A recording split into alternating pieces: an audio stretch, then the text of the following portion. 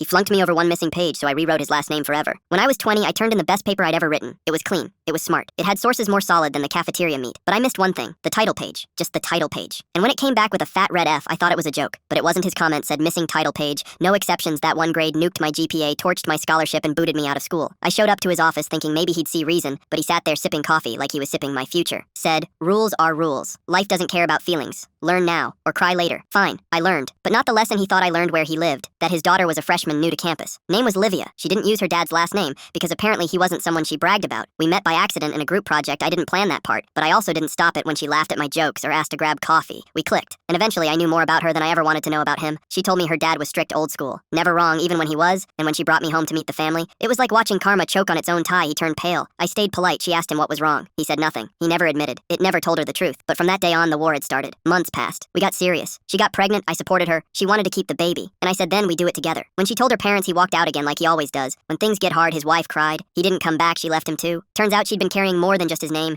She'd been holding back the truth that he'd been failing students like me for years. Same pattern, same cruelty, and no one ever fought back until I did. While changing diapers, I gathered files, testimonies, grades from other victims. I became a full-time father and a part-time investigator until I had a case so airtight it could suffocate him. I filed a formal complaint with the board, signed it with my full name, and our son's name too. When the termination letter came, I framed it. He appealed and lost. Because the evidence was undeniable, he lost his job, his tenure, and his spotless record. Now he lives off pension checks and watches from afar every time his daughter posts about our son Elijah. My name, my legacy, not his. And every time someone says his grandson's name, he remembers me not as the kid he failed, but the man who made failure his legacy.